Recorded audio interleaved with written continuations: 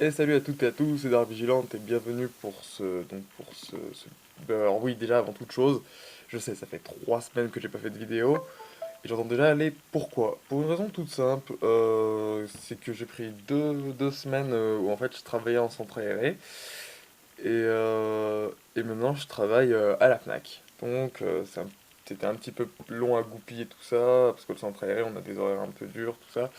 Et la Fnac, bah, je viens de commencer, donc j'avais des horaires j'étais un peu fatigué. Mais autrement, voilà, c'est bon, je suis revenu, donc tout va bien se passer maintenant, enfin du moins je l'espère, parce que normalement en avril il y a un autre changement qui va s'opérer, mais on verra en avril. Bon, alors, du coup, on va faire le petit bilan du mois, là, les petits trucs que j'ai achetés ce mois-ci. Alors j'ai pas le Batman Saga de ce mois, en fait, parce que, pour une raison toute simple, qui est que en fait il l'avait pas dans le marchand de journaux où je suis allé et en fait ils avaient que le 33 et comme un con je m'en suis pas rendu compte, j'ai pris le 33 et c'est en arrivant chez moi que j'ai remarqué que je l'avais déjà, donc je prendrai le 30 34 un peu plus tard, voilà.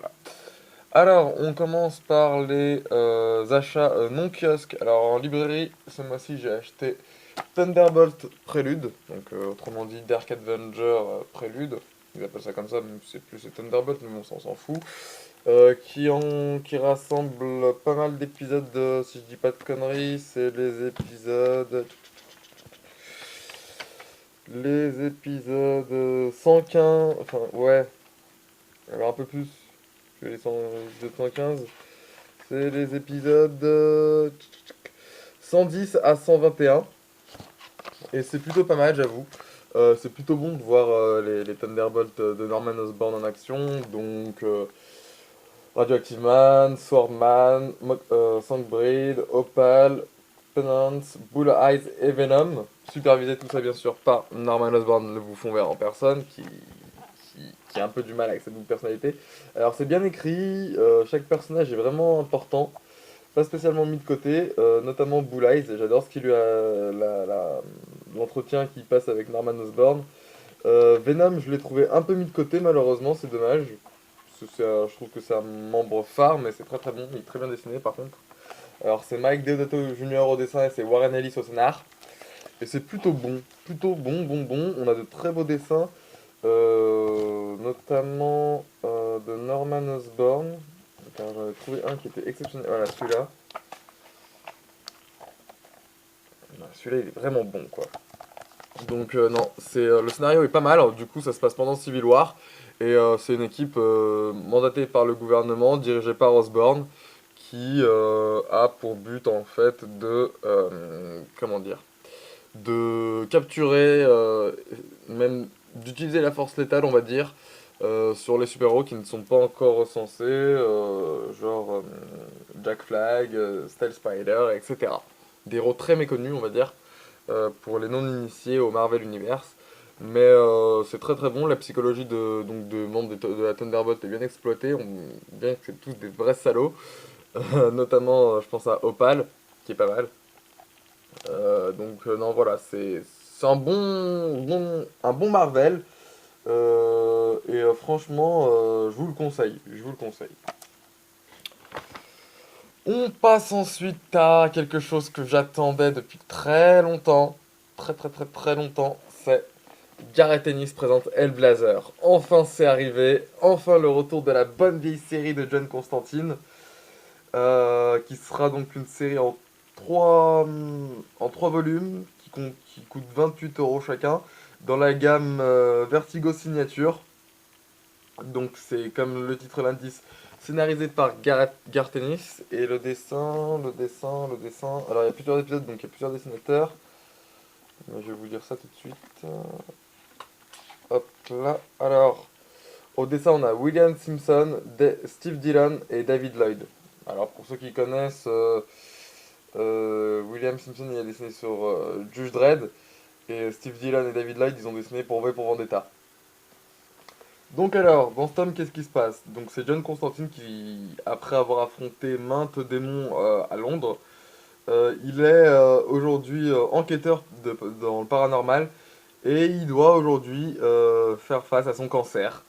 On lui donne plus que quelques mois à vivre, donc c'est bien, bien travaillé, franchement c'est très très bon. La psychologie de Constantine est très bien écrite par Gareth Ennis, je retrouve bien le Constantine que j'aime.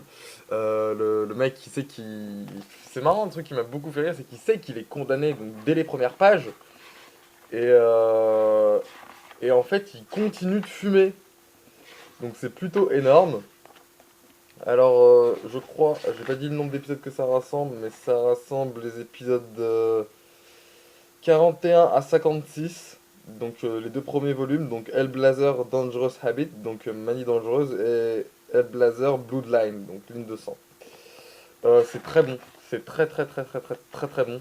J'ai adoré une des couvertures, je vais essayer de vous la montrer, celle-là, je l'avais trouvé géniale. Non, c'est très bon, très bien écrit. Le truc aussi que j'ai trouvé, c'est que donc la phrase qui en fait qui est dite à la fin du pilote de la série Constantine est en fait une réplique presque exacte du premier chapitre du premier chapitre donc de Hellblazer 41 Dépendance mortelle. En fait c'est une réplique tirée de cet épisode qui dit je suis celui sorti de l'ombre, drapé dans son trench coat, armé de ses clopes et de son arrogance, prêt à affronter la folie. Oh ouais, je maîtrise à fond, je vais vous sauver, même si ça peut vous coûter jusqu'à votre dernière goutte de sang. Je vous débarrasserai de vos démons, un bon coup de pied dans les couilles, je leur cracherai à la gueule tant qu'ils seront à terre avant de replonger dans l'obscurité. Après un clin d'œil et une dernière vanne. C'est pas exactement celle-là à la réplique prête, mais c'est plus ou moins ça. Il y a quelques similitudes. Mais autrement, voilà, les récits, parce que donc, il y a deux chapitres, on va dire, deux arcs, qui sont très bons, très très bons. J'adore vraiment le premier arc, Dangerous Habit, donc qui le fait face à son cancer. Hein. Peut-être parce que ça me concerne en tant que fumeur, je ne sais pas. Mais j'ai vraiment, vraiment, vraiment, vraiment apprécié cet arc plus que le second, Bloodline, que je trouvais un petit peu moins bien, mais qui au final est très, très, très, très, très, très, très bon. Donc non, franchement, Gareth Ennis présente Blazer, c'est en 3 volumes. Bon, alors certes, c'est 28 chacun, mais franchement, pour lire du Hellblazer en France, maintenant, c'est devenu très compliqué. Donc jetez-vous dessus, vous serez vraiment, vraiment, vraiment pas déçus. On passe au kiosque de ce mois-ci. Donc alors, on a le X-Men numéro 20, sous la tutelle de Original Sin, qui nous rassemble. Alors, faut que je me remette un peu dedans.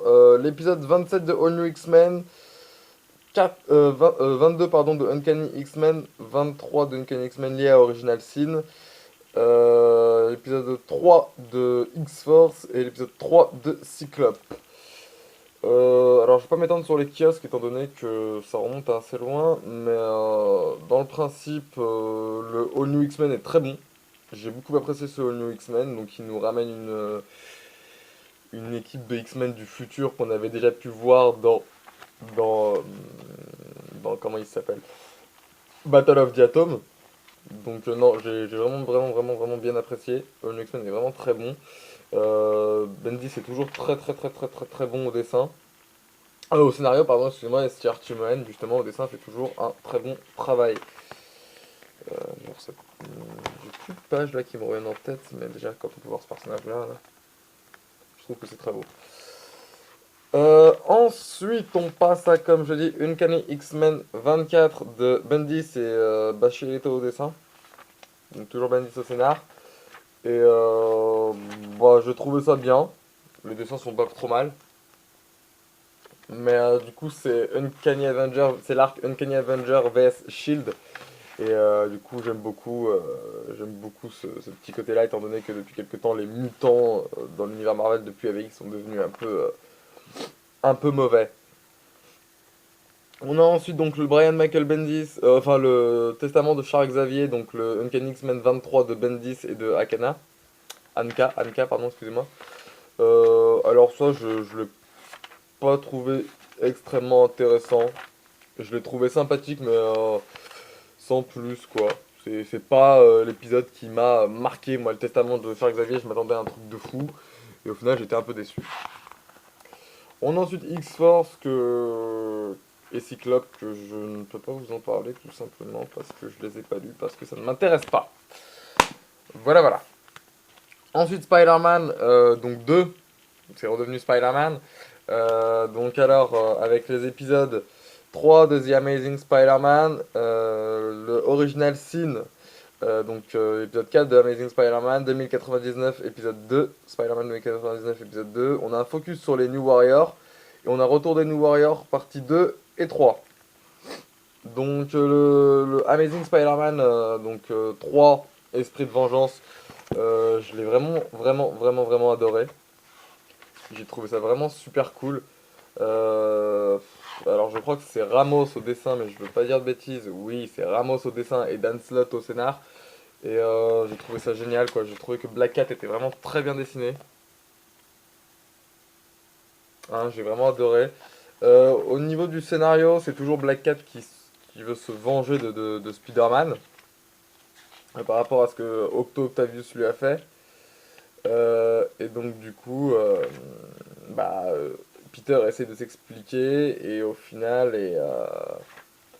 il lui dit un truc assez surprenant auquel je m'attendais pas et c'est plutôt pas mal. Puis la couverture est assez classe, faut l'avouer. On a ensuite le Original Sins du coup sur Spider-Man. Et donc ce qui nous fait intervenir le personnage de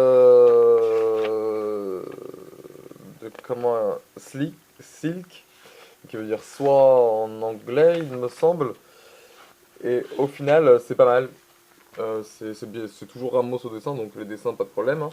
Mais ouais, le scénario est plutôt cool, ça nous fait revenir quelqu'un du passé de Spider-Man auquel je m'attendais pas.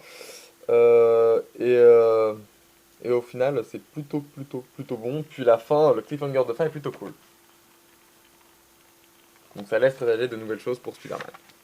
On a ensuite Spider-Man 2099 que j'ai vraiment adoré. C'est sans doute l'une de mes séries préférées dans l'univers de Spider-Man avec Amazing. On a toujours Miguel O'Hara qui essaie de s'intégrer dans notre époque. Avec un épisode que j'ai trouvé un petit peu moins long enfin moins orienté action que celui de la semaine dernière, du mois dernier, pardon, excusez-moi, mais toujours aussi énorme en termes d'écriture. Alors c'est Peter David au scénar et Will Silne au dessin, et c'est plutôt bon, les dessins sont plutôt cool, un genre de dessin là, j'apprécie fortement. Donc voilà. Ensuite, on a les New Warriors. Et les New Warriors, j'ai trouvé ça intéressant, mais c'est sans plus en fait. Du coup, on a toujours Kane, hein, ceux qui aimaient beaucoup la série Scarlet Spider doivent se sentir un peu soulagés parce qu'il est toujours là. Mais du coup, c'est pas la série que je préfère. Par contre, j'ai trouvé que la fin ressemblait légèrement à une. Ah non, je me suis trompé. Excusez-moi. Donc non, en fait, du coup, j'ai dit une bêtise. Mais au final, ouais, c'est très bon. Les dessins sont sympathiques. Nova est très bien dessiné. Donc non, c'est très bon. Donc les dessins, je vais pas dire de bêtises, mais il me semble que c'est Marcus To et c'est Christopher Yost au scénar. Donc c'est pas mal. Ensuite, on a Guardian of the Galaxy numéro 2, Guardian of the Galaxy numéro 2, avec les épisodes de Guardian of the Galaxy 15, Star-Lord numéro 2, Rocket Raccoon numéro 2, Nova numéro 14 et Nova numéro 15. Donc bon, c'est plutôt... pardon, je me suis trompé, c'est pas Nova numéro 14 et 15, j'ai dû dire 2, mais j'ai dû me tromper. Et on a un focus sur les Gardiens de la Galaxie, pour ceux qui ne les connaîtraient pas. Donc non, j'apprécie beaucoup cette série Gardiens de la Galaxie, avec donc du coup l'insertion d'un nouveau personnage, Venom, enfin du moins Agent Venom. Et c'est plutôt bon, donc du coup les gardiens qui sont recherchés par enfin qui sont attaqués par plusieurs espèces extraterrestres. Et c'est pas mal. Du coup il y a Star-Lord, Rocket Raccoon et Gamora qui sont bien dans la merde. Drax également. Et Venom et Groot qui sont un peu livrés à eux-mêmes et qui sont pas mal dans la panade aussi. Groot qu'on voit affronter les Groot là. Alors c'est très bon. Alors, c'est toujours Bendis au scénar des Gardiens de la Galaxie et les dessins c'est Nick Bradshaw et Carmon, Cameron, pardon, excusez-moi, Stewart. Au scénar de Star-Lord, c'est Sam Humphrey. Et c'est Paco Menida au dessin. Rocket Raccoon, c'est Scotty Young au dessin et au scénar, comme ça c'est fait. Nova au scénar, c'est Gary Degan et David Baldon au dessin, pardon, excusez-moi. Et c'est tout. Donc non, c'est plutôt bon. J'ai rien à dire spécialement sur les gardiens sur l'épisode gardien parce que je l'ai beaucoup apprécié. On passe ensuite à la série Star-Lord. Star-Lord, j'adore la couverture déjà. Et là aussi c'est bon. C'est vraiment très bon. Star-Lord qui est du coup prisonnier et bah, qui va faire face à enfin, qui va essayer de s'échapper comme d'habitude. Et en fait j'aime bien du coup parce qu'ils lui ont vraiment donné un style proche de celui du film en fait. Avec un long manteau, tout ça. J'ai vraiment apprécié ce truc là. Donc non, pas mal. Franchement la série Star-Lord est très bonne. Et c'est une des séries que j'attends et que j'ai envie vraiment de suivre cette année.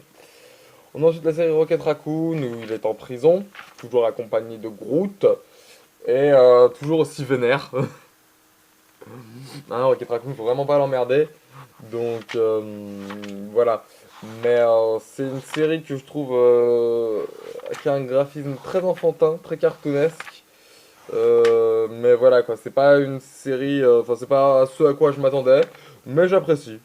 J'apprécie, donc voilà, c'est pas une très bonne série, mais j'apprécie beaucoup. Et Nova, je peux pas vraiment vous en parler car je l'ai pas fini en fait. Voilà. Je me suis plus concentré sur Hellblazer en fait, et voilà, en fait, le pourquoi du comment j'ai pas fini. Enfin, sur Hellblazer et Thunderbolt. Du coup, Superman Saga qui nous rassemble. Déjà un petit focus sur Superman. Superman en 2015, une année héroïque. Un petit édito d'Urban.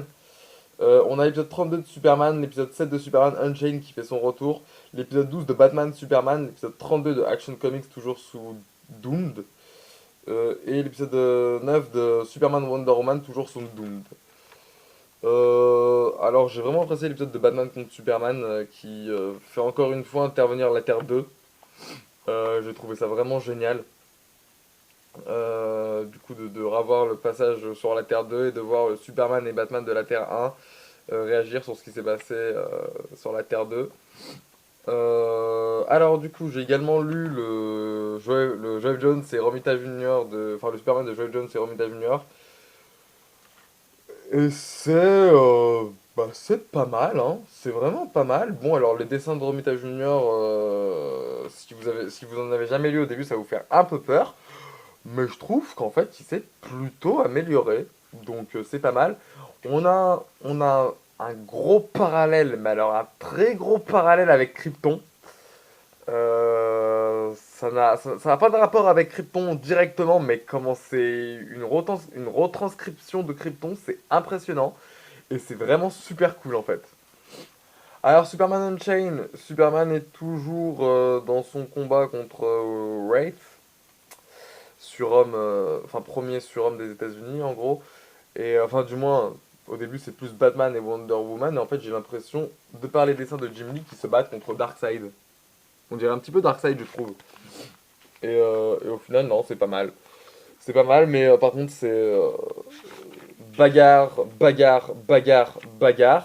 Mais les dessins de Jim Lee font vraiment plaisir, quoi. Putain, ça déconne pas, hein. C'est vraiment du bon. Donc voilà. Ça, c'est vraiment pas mal. On passe ensuite à... Donc Superman Batman, je vous en ai déjà parlé. Oui, j'ai fait un peu dans le désordre, je suis un peu désolé. On a ensuite le Action Comics, donc Superman Doomed, Ennemi d'État, chapitre 1, que j'ai trouvé plutôt bien. Plutôt bien. On a un gros background du personnage de Superman. On a Steel, Metallo et du coup Wonder Woman. Et non, c'est vraiment pas mal de voir du coup Superman infecté par Doomsday et ne pas essayer de ne pas succomber, mais au final c'est super bon quoi. J'apprécie vraiment. Et enfin le Superman Wonder Woman où Superman demande de l'aide à une autre personne. Enfin, du moins, au début, on a un petit combat interne dans la personnalité de Superman entre Doomsday et Superman Doomsday. Et du coup, voilà, voilà. On a une petite apparition de Kara aussi en tant que bah, nouvelle recrue des Red Lantern. Et c'est bon. C'est plutôt bon. Du coup, mais je m'attendais pas en fait au début de l'arc, quand j'ai appris que Doomed allait se mettre en place, je m'attendais pas à ce que Superman soit infecté par Doomsday en fait. Mais du coup, non, c'est très bon. Et toujours Charles Soule au scénar et Tony Daniel au dessin. Et on finit avec le Justice League Saga, donc numéro 16, avec les séries Justice League United 0, Flash Annual 3, Green Arrow 31, Justice League Dark qui fait son grand retour avec l'épisode 30, et Justice League 20, oui, il n'y a pas de... Earth 2 20, et oui, il n'y a pas de série, il n'y a pas de Justice League cette fois-ci. Alors, la Earth 2, j'ai trouvé ça vraiment pas mal. Donc du coup qui continuent leur guerre contre les paradémons qui sont revenus dans leur monde avec un Batman très classe sur cette page, j'avais trouvé un Superman pardon, excusez-moi, très classe sur cette page. Et, euh, et toujours donc la petite résistance menée par Batman qui contient Hawkgirl, Doctor Fate, etc. Aquawoman et autres, qui est vraiment pas mal. Ensuite, Justice League 0, enfin le Justice League United 0, donc qui nous fait intervenir des personnages tels que Martian Manhunter, Stargirl, Animal Man, on a Adam Strange qui fait enfin son apparition dans les New 52, et on reçoit également Green Arrow putain, comment il s'appelle, enfin, Green Arrow et le Martien qui reviennent après. J'ai trouvé ça un peu chiant, clairement. Un peu chiant, en fait, j'ai pas trouvé l'intérêt. Le scénario, je trouve qu'il part un peu en sucette.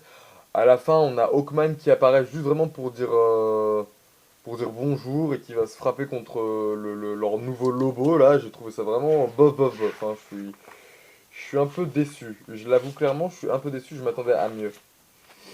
Ensuite, on a le Flash. Flash, l'annual numéro 3 donc, où Flash combat Gorilla Grodd. Le retour de Grodd après être apparu dans la série télé, il est enfin il fait son retour dans le comics.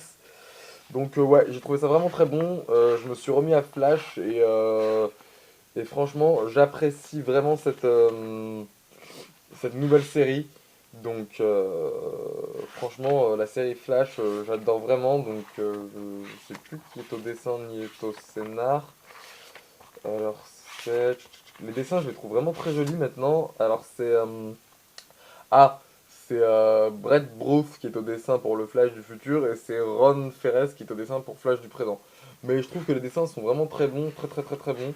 Et j'apprécie vraiment cette- ce renouveau de la série, même si c'est déjà le cas depuis quelques temps.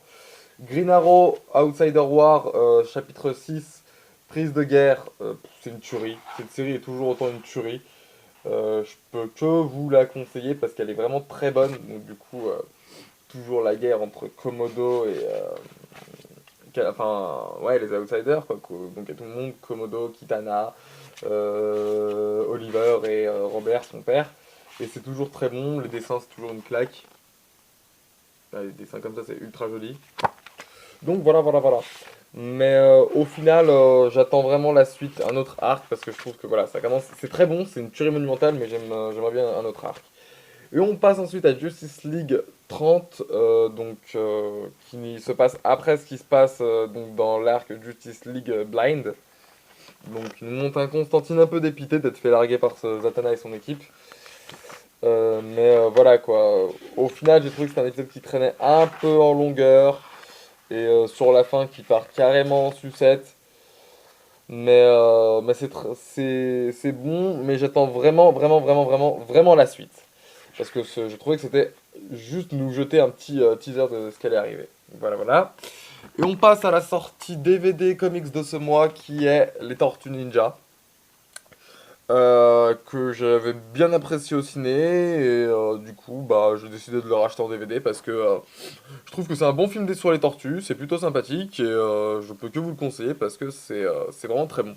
Enfin c'est vraiment très bon. Non, pas ce que je veux dire. C'est que c'est un bon divertissement et c'est un bon film nostalgique pour ceux qui, comme moi, ont connu les Tortues Ninja dans leur enfance, avec la magnifique série de 94, il me semble. Enfin bref, c'est une très bonne série de tortues enfin, un très bon film sur les tortues, une très bonne adaptation cinématographique de l'œuvre. Je ne peux que vous la conseiller. Voilà, voilà. Donc c'était tout pour ce mois-ci. C'était les sorties du mois. Quant à moi, je vous donne rendez-vous, eh bien, au mois de mars pour un nouvel épisode de Comics Web TV. Salut!